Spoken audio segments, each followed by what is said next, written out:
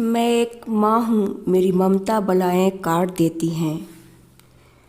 ماں وہ ٹھنڈی چھاؤں ہے جو اپنے بچوں کے لیے سخت سے سخت دھوپ برداشت کر لیتی ہے۔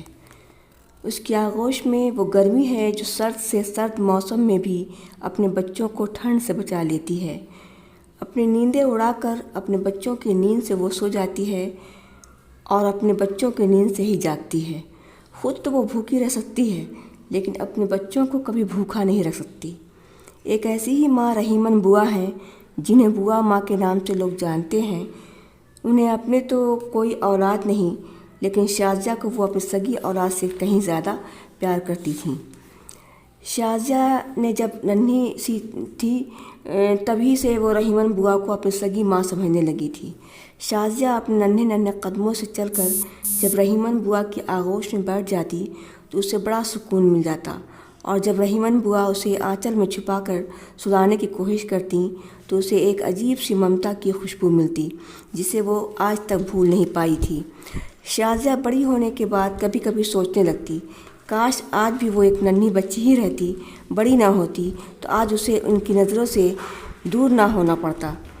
اس کے والدین نے اس کی شادی بہت کم عمر میں کر دی تھی۔ چونکہ وہ اکلوتی تھی، اس کے ہاتھ پیلے کرنے کا ارمان اس کے والدین کے ساتھ رحیمن بوا کو بھی تھا۔ شادی کے موقع پر رحیمن بوا نے ڈھول گیت ناچنے میں ایک الگ سی خوشی محسوس کی تھی۔ تالیاں بجا بجا کر تو انہوں نے محفل کی رونق ہی بڑھا دی تھی۔ شازیہ کو تو آج بھی یاد ہے کہ جب وہ ماں کے دودھ کے لیے مچلنے لگتی تھی تو رحیمن بوا اسے پیار سے سمجھا کر گلاس سے دودھ پلایا کرتی تھیں۔ سونے کے وقت اسے ماں کی تھپکی کی ضرورت پڑتی تو یہ کمی بھی لوریوں کے ساتھ رحیمن بوا ہی پوری کر دیا کرتیں۔ کبھی کبھی شازیہ بڑی معصومیت سے سوال کرتی، بوا ماں، میری ماں تو تم ہی ہو جو گھر سے باہر نہیں رہتی، تم ہر وقت میرے ساتھ گھر میں رہتی ہو، تو تم ہی میری ماں ہو، ماں تو گھر میں رہتی ہے نا۔ اس نے ایسا اس لیے سوال کیا کیونکہ اس کے والدین گھر سے باہر نوکری کرنے جایا کرتے تھے۔ صبح جاتے اور رات کو جب وہ سو جاتی تو گھر واپس آتے۔ رحیمن بوا اسے پیار سے سمجھانے لگتی، نہیں رے بچوا، میں تیری ماں نہیں ہوں، تیری ماں تو تیرے لیے ڈھیر سارے پیسے لانے جاتی ہے، کھلونے، کپڑے، کھانا، یہ سب میں نہیں دے سکتی بچوا، ان سب چیزوں کے لیے پیسہ کمانے کی ضرورت ہوتی ہے، میں تو تیری دیکھ بھال کرتی ہوں، اس لیے تو میں تیری بوا ماں ہوں، تجھے جنم دینے والی ماں میں نہیں ہو سکتی بچوا۔ اور یہ کہنے میں ان کی آنکھیں نم ہو جاتی۔ شازیہ جب سمجھدار ہوئی تو اس نے رحیمن بوا سے ان کے آنسوؤں کی وجہ جاننے کی کوشش کی۔ بوا ماں کا نام لینے کے وقت تمہاری آنکھیں کیوں بھر آتی ہیں؟ آج تو میں یہ راز جان کر ہی رہوں گی، ایسا کیا ہے جو مجھ سے تم چھپا رہی ہو؟ شازیہ کے قسم دینے پر اپنی دکھ بھری داستان سنانے لگیں تو اس وقت بھی وہ اپنے آنسوؤں کو روک نہیں پائیں۔ ہاں رے بچوا، تو نے صحیح پہچانا، ماں کا لفظ سن نہیں پاتی کیونکہ میں جنم دینے والی وہ ماں نہیں بن سکی۔ شادی کے بعد میرے سسرال والوں نے اس بات کا لے کر مجھے یہ کہہ کر اپنے گھر سے نکال دیا تھا۔ انہوں نے جو کہا شاید تجھے بھی سن کر مجھ سے نفرت ہونے لگے گی۔ ان لوگوں نے یہ کہا کہ میں عورت بنی ہوں اور نہ ہی مرد ہوں۔ میرا نام ان لوگوں نے ایسا لیا کہ میری زبان بھی نہیں دہرا سکتی۔ ہاں اتنا ضرور بتا سکتی ہوں کہ انہوں نے جو میرے کام کے بارے میں بتایا وہ کام مجھے بھی پسند ہے۔ خوشی کے موقع پر ڈھول گیت ناچنا اور تالیاں بجانے میں مجھے خوشی ملتی ہے، یہ تو سچ ہے، مگر میرے سسرال والوں نے جو کہا اسے سن کر مجھے بہت برا لگا تھا۔ تالیاں بجا بجا کر میں پیسے کما لوں گی، ناچ گا کر لوگوں کا دل بہلاؤں تو مجھے بہت سارے پیسے ملیں گے، لیکن بچوا مجھے پیسے نہیں، تم سارے لوگوں کی محبت چاہیے۔ میں اس دروازے پر دوبارہ نہیں گئی جہاں سے مجھے دھکے دے کر نکالا گیا تھا۔ تجھے پا کر مجھے اور کیا چاہیے؟ تو میرے لیے وہ پھول ہے جس کی خوشبو سے میرا دامن، میرا دل سب مہک رہا ہے۔ اور وہ جذباتی ہو کر کبھی کبھی شعر بھی کہنے لگتی، آج بہاروں نے چوما ہے میرے دامن کو، پھول کھلایا ہے کس نے اس اجڑے گلشن میں۔ بچوا میں نے تجھے اپنے ہی بچوں کی طرح سنبھالا ہے، میں نے تجھے دودھ نہیں پلایا، اگر اوپر والے نے مجھے ماں بنایا ہوتا تو میں تجھے دودھ بھی ضرور پلاتی۔ دودھ کا قرض تو ادا کرنا جس نے تجھے جنم دیا، میں نے تو صرف تیری پرورش کی ہے، اس کے عوض میں تجھ سے کچھ مانگنا چاہتی ہوں، انکار نہیں کرے گی نا؟ بول اپنا وعدہ نبھائے گی نا؟ شازیہ نے رحیمن بوا کے گلے میں باہیں ڈالتے ہوئے کہا، جلدی بتاؤ بوا ماں، میں تمہارے لیے جان بھی دے سکتی ہوں۔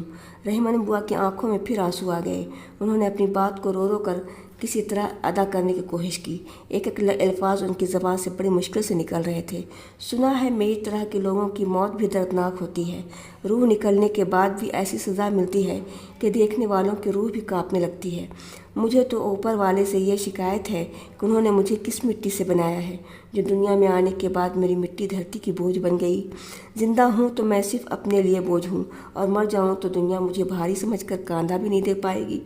لیکن بچوا، میں تجھے اپنی پیٹھ پر بٹھا کر میں نے تجھے دوڑنا بھی سکھایا ہے۔ اس لیے بچوا، میں جب مر جاؤں تو مجھے دنیا کے بھروسے چھوڑ مت دینا۔ دنیا میرے جنازے کو میری قبر میں تک سنبھال کر پہنچا دینا۔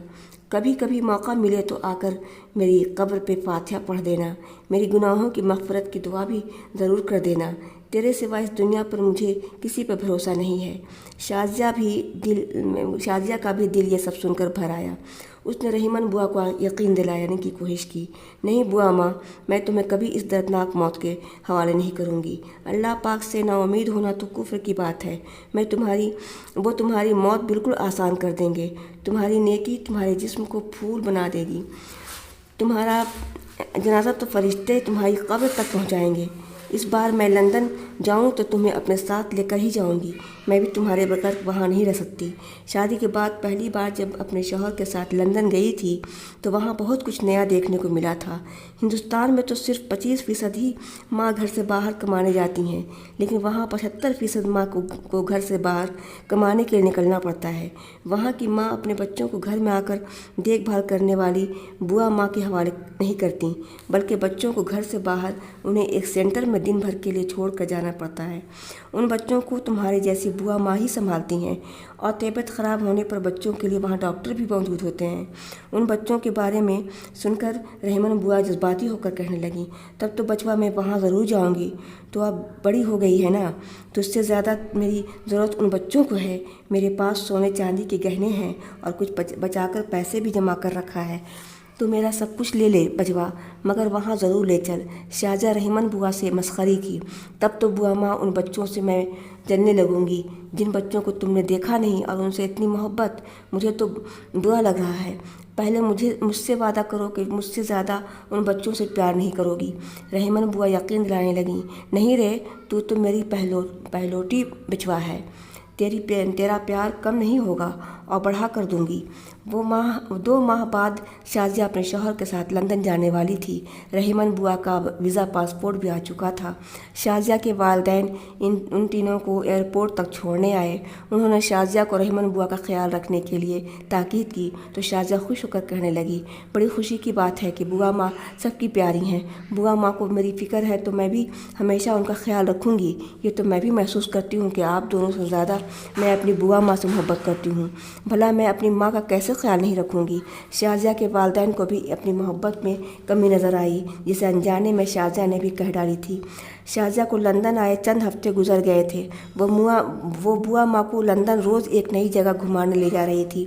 رحیمن بوا نے ایک دن آخر اپنے دل کی بات کہی ڈالی، اے بچوا، کب تک مجھے لندن کی سیر کرائے گی؟ اپنا وعدہ بھول گئی؟ ان بچوں سے نہیں ملائے گی تو؟ شازیہ اپنی بوا ماں کی خواہش کے مطابق دوسرے ہی دن انہیں اس سینٹر میں لے گئی جہاں ڈھیر سارے بچے جھولے میں سوئے تھے۔ ان بچوں کو دیکھتے ہی بوا ماں پھر جذباتی ہو گئیں اور باری باری تمام بچوں کو اٹھا کر گود میں پیار کرنے لگیں۔ ننھے ننھے بچے بھی انہیں پیار بھری نظروں سے دیکھ رہے تھے۔ رحیمن بوا کبھی کبھی اپنی باتوں کو بڑی خوبصورتی سے ادا کرتیں، یہ بھی ان کی ایک خوبی ہی تھی۔ میں اپنے وقت کے ہاتھوں کا ایک ادنا کھلونا ہوں، میرے بچوں میری جانب مچل کر دیکھتے کیوں ہو؟ برسوں بعد رحیمن بوا کو دوبارہ بچوں کی خدمت کرنے کا موقع مل رہا تھا۔ ان کی ممتا پھر سے جاگ اٹھی۔